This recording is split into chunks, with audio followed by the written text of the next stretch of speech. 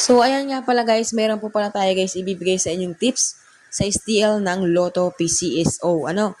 So, ito po guys ay hindi naman po talaga ito sigurado na lalabas. Dahil kung iyan po ay sigurado na lalabas, ay di sana ako na lang yung tumaya. Ano? So, pinapangunahan ko na po kayo guys.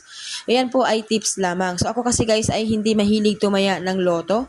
Bihirang-bihira po kapag minsan ay lumabas kami, kapag merong time naiisip kong tumaya, so tumataya ako. So ito po guys ay binibigay ko lamang pong tips sa mga mahilig pong tumaya ng Lotto outlet. Ano?